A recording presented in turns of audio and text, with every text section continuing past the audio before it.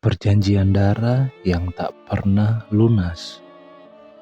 Malam itu, angin berdesir membawa aroma anyir yang menusuk hidung. Di bawah beringin tua yang menjulang seperti penjaga gerbang ke dunia lain, seorang lelaki tergantung. Matanya melotot, bibirnya menyunggingkan senyum yang tak wajar. Di bawah tubuhnya yang menggantung, sebuah emas batangan berlumuran darah tergeletak di tanah, berkilat terkena cahaya bulan. Warga desa yang melihatnya, tak ada yang berani mendekat. Mereka hanya berbisik-bisik, wajah pucat ketakutan. Dia orang kota yang minta jalan pintas, bisik seorang kakek. Sekarang, pohon itu sudah meminta tumbal lagi, jawab yang lain. Angin malam tiba-tiba membawa suara gamelan dari kejauhan. Pelan, tak harmonis, seperti dimainkan oleh tangan-tangan tak terlihat. Suara itu membuat bulu kuduk semua yang hadir berdiri. Di kegelapan, di balik pepohonan, sosok bayangan seseorang berdiri terdiam. Dan malam itu, kisah tentang Arif, Dini, dan perjanjian yang mereka buat kembali menjadi peringatan bagi siapa saja yang berani meminta kekayaan dari jalur terlarang. Langit sore itu berwarna merah menyala, seperti bara yang merayap di cakrawala. Angin berdesir membawa aroma tanah basah bercampur sesuatu yang lebih anyir.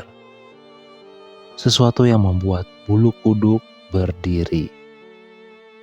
Arif menggenggam erat stang motornya. Di belakangnya, Dini memeluk erat pinggang suaminya. Perjalanan dari kota sudah memakan waktu hampir 5 jam. Dan matahari hampir tenggelam ketika mereka akhirnya melewati gapura kayu berlumut dengan tulisan samar, "Selamat datang di Desa B." "Desanya sepi banget, Mas," bisik Dini. Suaranya tenggelam oleh deru knalpot. Arif hanya mengangguk. Mereka datang bukan untuk liburan, melainkan karena keadaan mendesak. Usaha mebel Arif di kota bangkrut. Hutang menumpuk. Para penagih mulai datang ke rumah. Seorang teman lama menyarankan mereka untuk mencari seseorang di desa ini. Seorang dukun yang konon bisa membantu siapa saja menjadi kaya dalam semalam. Nama dukun itu sering disebut dengan suara lirih, Mbah Rono. Mereka berhenti di depan sebuah warung reot. Pemilik warung, seorang perempuan renta dengan mata sayu, menatap mereka tanpa berkedip. "Mau cari siapa, Le?" Suaranya parau, seolah sudah terlalu sering digunakan untuk berbisik. Arif menelan ludah. "Mbah Rono, Bu.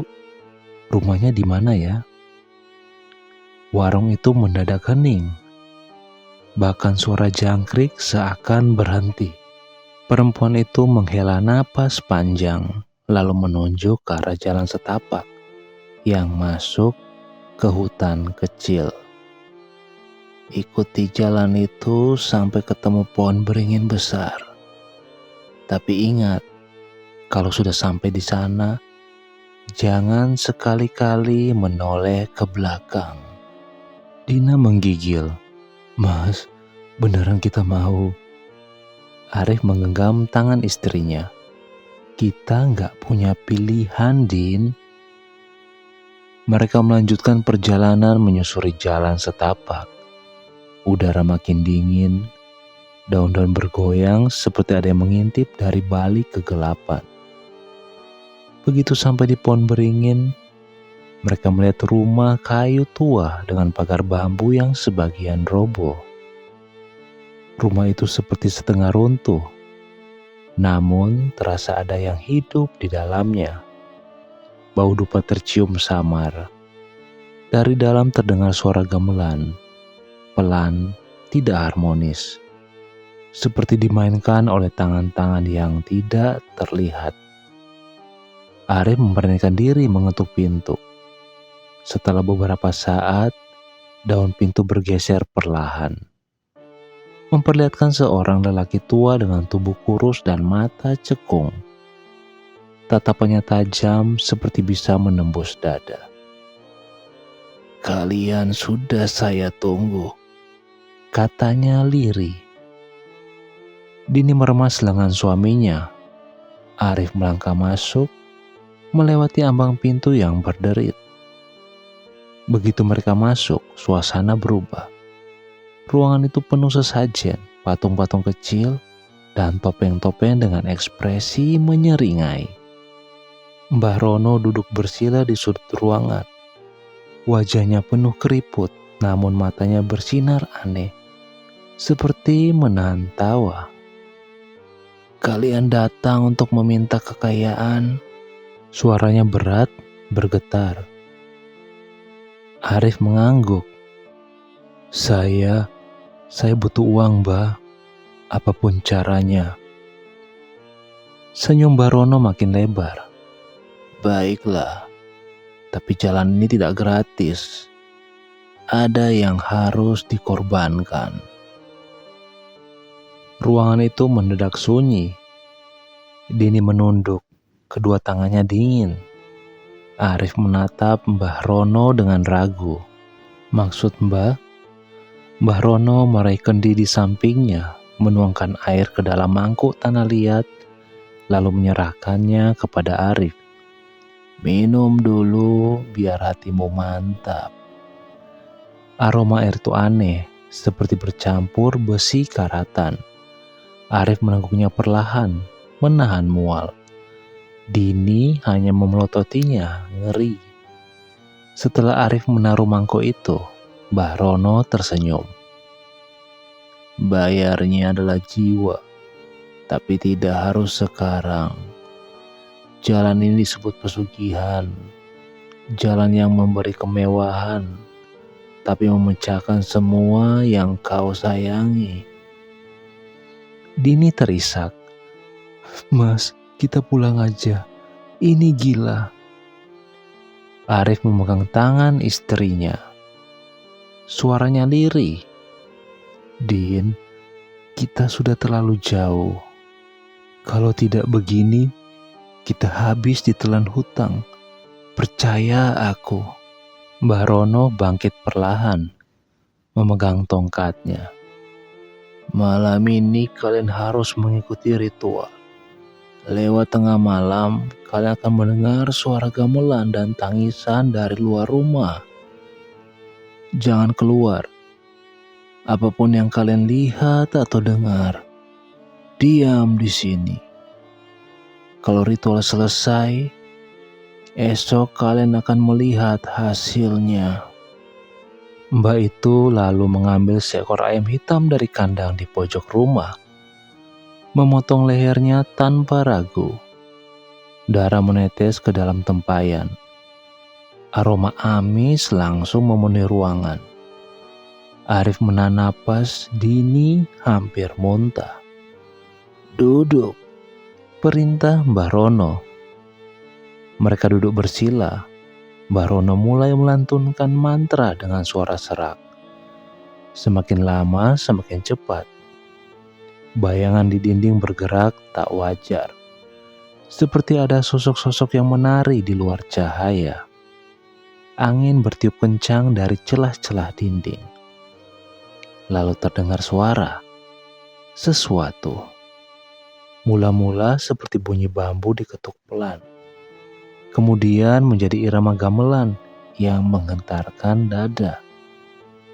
Di sela-sela gamelan itu terdengar suara tangisan perempuan, panjang, melengking, dan memecah telinga. Dini menutup telinga sambil gemetar. "Mas, aku gak kuat." Diam, bisik Arif meski ia sendiri ketakutan. Tiba-tiba pintu berderit terbuka sedikit. Dari celahnya, terlihat bayangan tinggi, besar hitam, dengan mata merah menyala. Napasnya berat, terdengar sampai ke dalam ruangan. Mbah Rono menoleh sekilas. "Jangan lihat, tundukkan kepala." Arif menunduk, tapi rasa penasaran membuat matanya melirik sedikit. Sosok itu seperti manusia, tapi lebih tinggi, kurus, dan kulitnya seperti arang. Senyumnya lebar, menampakkan gigi runcing. Sosok itu tertawa pelan, suara seperti kayu kering patah. Lalu pintu menutup sendiri. Ritual berlanjut sampai ayam hitam di tempayan berhenti berdarah. Mbah Rono menghentikan mantranya lalu menarik napas panjang. "Sudah, malam ini mereka menerima permintaanmu. Besok kalian akan melihat tanda-tandanya." Dini memeluk suaminya, wajahnya pucat pasi. Arif hanya terdiam, mencoba menenangkan diri. Tapi jauh di lubuk hatinya ada harapan. Mungkin hidup mereka akan berubah. Malam itu, mereka tidur di rumah Mbah Rono. Di luar, gamelan terus berbunyi. Kadang diselingi suara tawa dan tangisan. Dini tidak bisa memejamkan mata. Ketika fajar menyingsing, gamelan itu berhenti. Hening yang mencekam menyelimuti desa. Arif bangun dan keluar rumah. Di depan pagar bambu yang roboh, ia menemukan sesuatu. Seekor kambing putih. Mati dengan leher terputus. Tapi di mulutnya menggigit sebuah emas batangan berkilat. Arif menatap emas batangan itu dengan mata berbinar. Cahaya matahari pagi memantul di permukaannya, membuatnya seperti harta karun dari dunia lain. Dini berdiri di belakangnya, wajahnya pucat. "Mas, itu tandanya," ucapnya. Arif mengangguk, bibirnya menyungging senyum tipis. "Iya Din, ini hasilnya. Hutang-hutang kita bisa lunas." Mbah Rono muncul dari dalam rumah, tongkatnya mengetuk tanah. "Ambil, itu bagianmu. Tapi ingat, jangan serakah. Kalau kau minta terlalu banyak, mereka akan datang lebih cepat." Arif mengangguk cepat. Ia memungut emas itu, tangannya bergetar. Rasanya seperti mimpi. Mereka segera kembali ke kota dengan emas tersebut. Dalam hitungan hari, hutang-hutang Arif lunas. Usahanya bangkit kembali, bahkan lebih besar dari sebelumnya. Orang-orang mulai kagum dengan kesuksesan mendadaknya. Namun Dini tidak tenang. Setiap malam ia mulai mendengar gamelan samar dari kejauhan. Awalnya hanya ia yang mendengar, tapi lama-kelamaan Arif juga mendengarnya. Suara itu semakin keras setiap malam, seakan mendekat. Suatu malam, ketika Dini terbangun untuk minum, ia melihat sesuatu di pekarangan rumah mereka. Sosok tinggi kurus dengan mata merah menyala, sama seperti yang mereka lihat di rumah Mbah Rono. Sosok itu berdiri di bawah pohon mangga, memandang ke arahnya sambil tersenyum. Dini menjerit. Arif berlari keluar, tapi sosok itu sudah hilang. "Mas, aku gak mau lagi.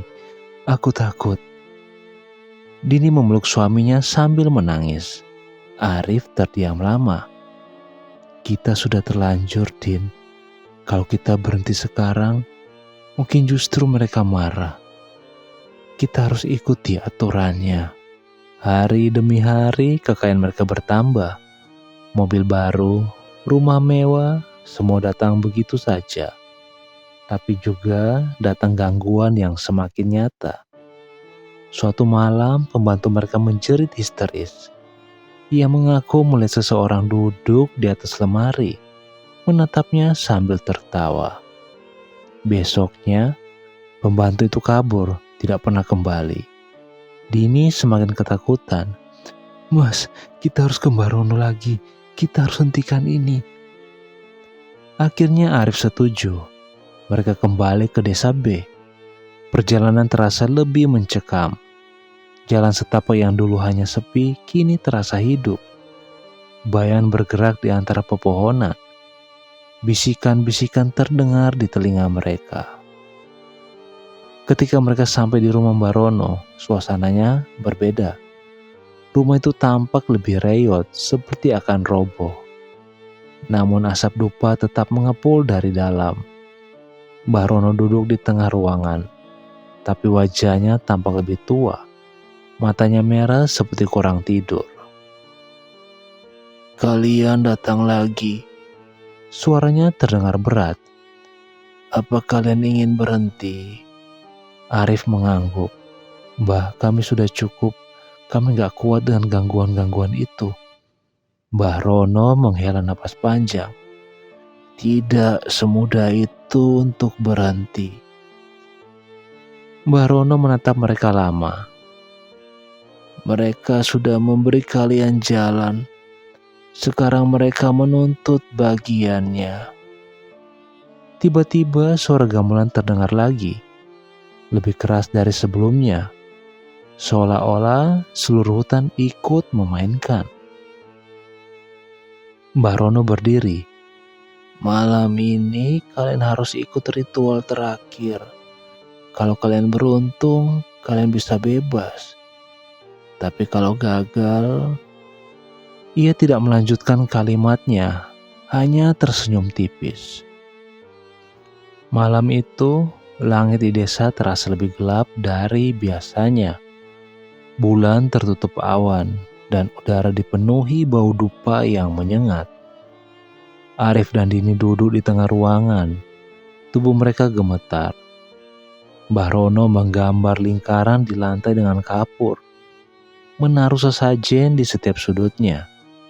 Kepala kambing, bunga 7 rupa, dan kendi berisi darah segar. "Duduk di tengah, jangan keluar dari lingkaran apapun yang terjadi," kata Mbah Rono tegas. Arif menggandeng tangan istrinya duduk di dalam lingkaran. Hati mereka berdebar keras. Mbah Rono lalu mulai melantunkan mantra dengan suara yang lebih berat dari sebelumnya. Semakin lama, mantranya berubah menjadi teriakan-teriakan tak jelas, seperti bukan suara manusia. Angin berputar di dalam rumah, lampu minyak bergoyang hebat. Dinding berderit seperti akan roboh. Lalu terdengar suara langkah berat di luar, seperti kaki raksasa yang menyeret rantai. Dini mulai menangis, menutup telinganya. "Mas, aku gak tahan." Arif menariknya lebih dekat. "Bertahan, Din. Jangan keluar." Pintu rumah berderit terbuka sendiri. Dari luar, sosok-sosok mulai bermunculan. Mereka bukan manusia, lebih mirip bayangan berbentuk orang, tapi dengan wajah rusak dan mata merah menyala. Mereka berputar mengelilingi rumah, tertawa dan menangis bersahut-sahutan. Salah satu sosok masuk ke dalam rumah. Tubuhnya tinggi kurus, kepalanya hampir menyentuh atap.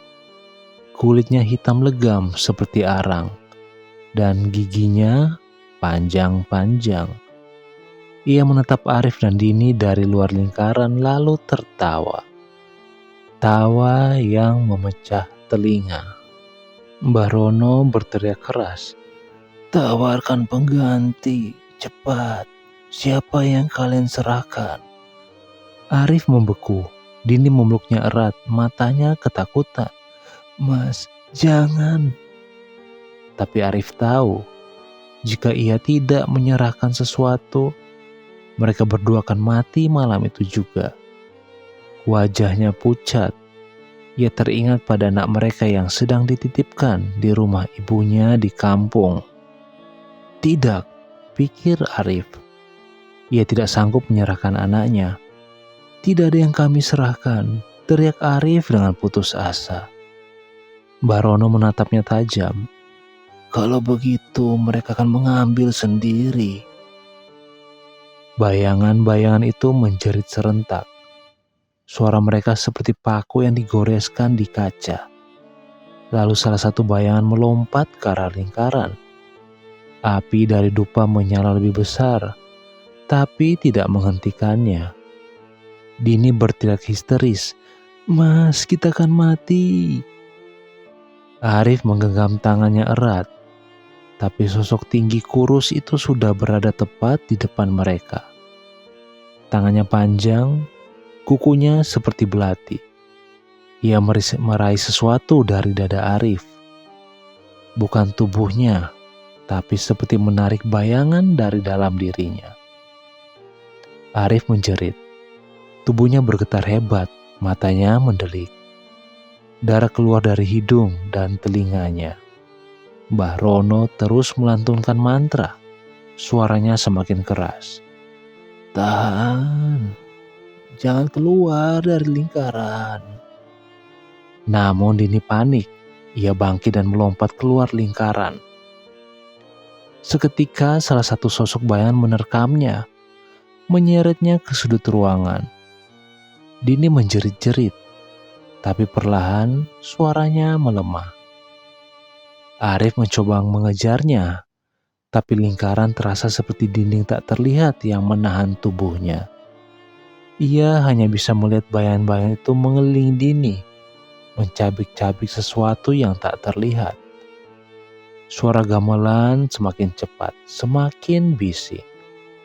Rumah berguncang seperti akan runtuh. Mbah Rono berteriak, "Mereka sudah mengambil tumbal." Lalu semuanya berhenti, sunyi. Lingkaran kapur terhapus sebagian, dupa padam, dan bayangan-bayangan itu menghilang.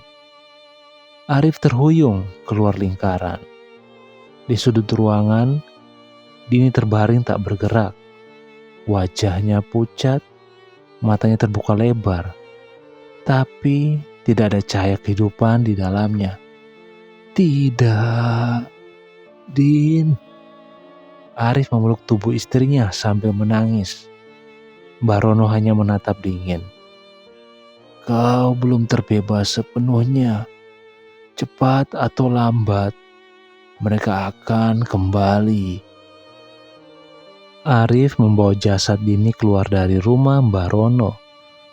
Malam itu begitu sunyi, hanya terdengar langkah kakinya yang berat di jalan setapak. Udara dingin menusuk tulang, tapi keringat dingin terus membasahi tubuhnya. Ketika ia melewati pohon beringin, ia merasa ada yang mengikutinya.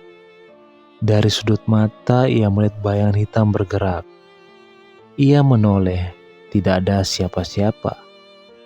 Tapi ia bisa mendengar suara tawa lirih di telinganya. Seolah-olah hantu-hantu itu masih mengikutinya.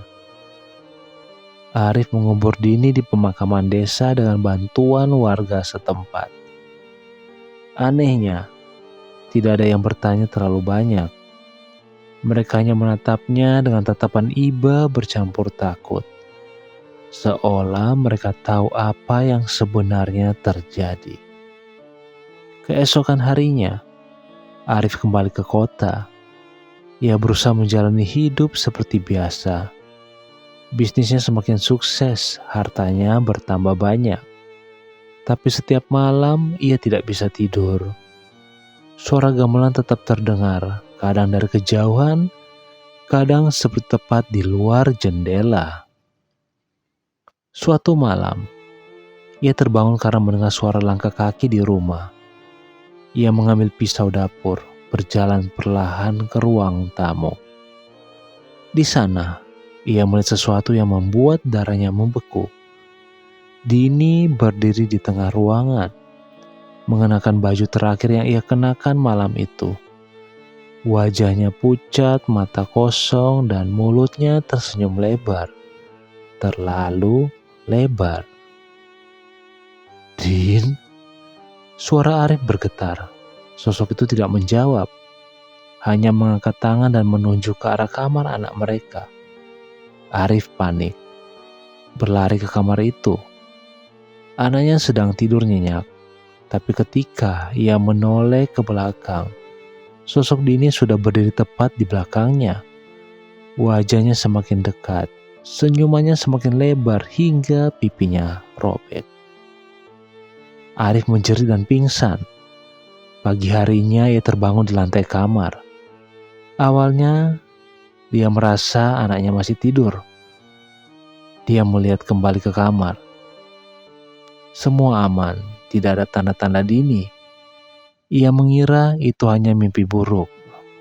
Namun gangguan itu terus berulang. Setiap malam Dini muncul. Kadang duduk di ujung ranjang, kadang berdiri di dapur, kadang hanya terdengar suaranya menangis dari kamar mandi.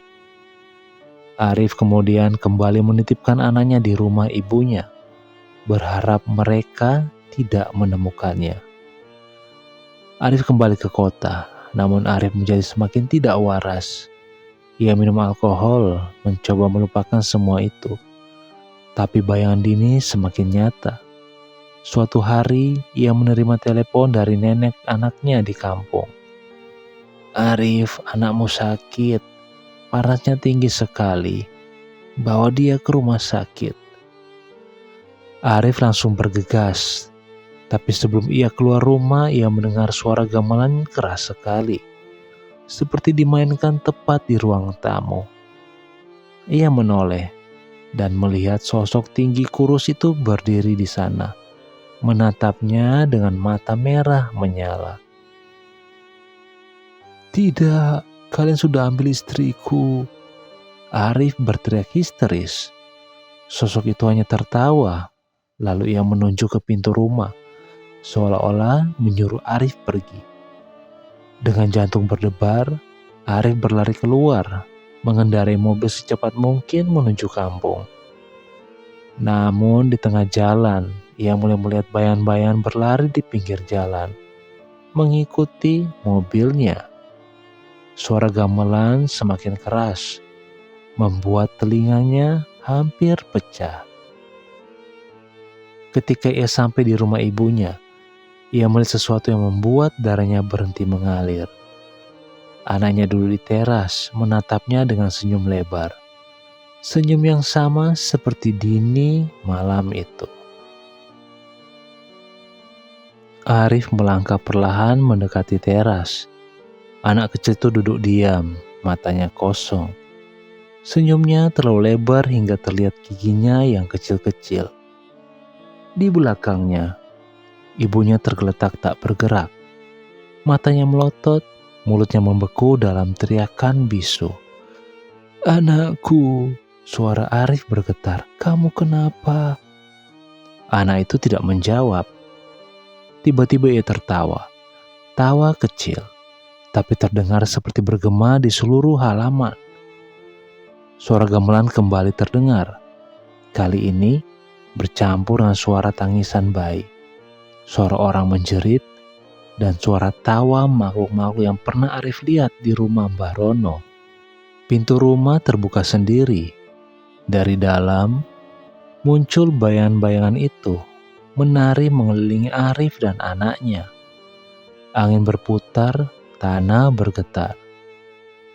Sosok tinggi kurus itu muncul lagi, lebih dekat dari sebelumnya. Wajahnya tampak lebih jelas. Mata merah, gigi runcing, kulit retak seperti arang yang terbakar. Ia mengulurkan tangannya yang panjang, menunjuk anak Arif. Arif berlutut, menangis. "Tidak, jangan ambil dia, ambil aku aja." Tapi suara tawa itu semakin keras. Anak itu bangkit, melangkah perlahan menuju sosok tinggi kurus itu. Gerakannya seperti bukan gerakan seorang anak kecil.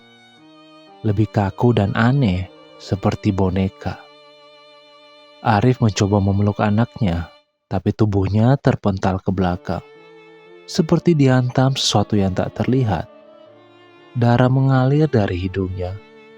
"Mbah Rono!" teriak Arif putus asa. "Tolong aku!" Tiba-tiba, Mbah Rono muncul dari kegelapan di pinggir halaman. Wajahnya tampak lebih tua, tubuhnya membungkuk. "Aku sudah bilang," suaranya datar. "Pesugihan selalu menuntut harga. Mereka hanya menunggu giliran.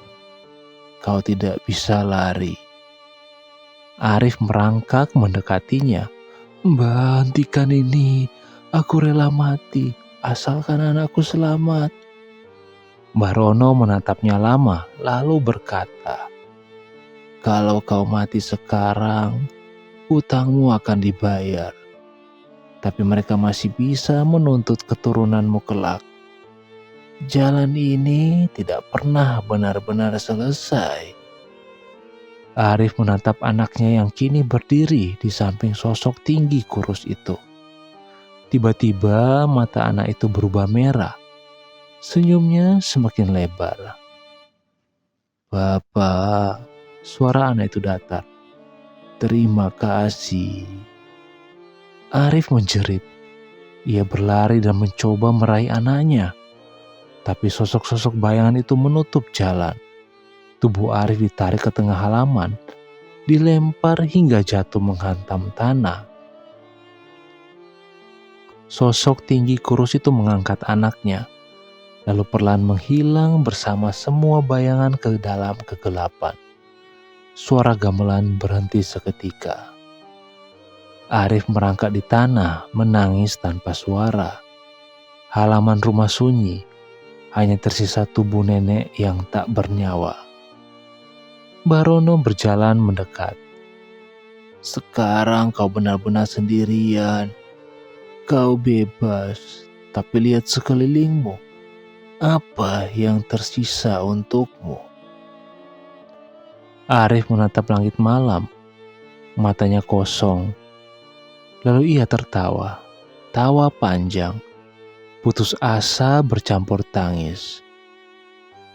Beberapa hari kemudian, warga menemukan Arif mati tergantung di pohon beringin di dekat rumah Mbah Rono. Matanya melotot, mulutnya menyeringai lebar. Di bawah pohon, ditemukan batangan emas yang sama seperti pertama kali ia terima, berlumuran darah. Sejak malam itu, setiap malam Jumat Kliwon, warga desa mendengar suara gamelan dari arah beringin.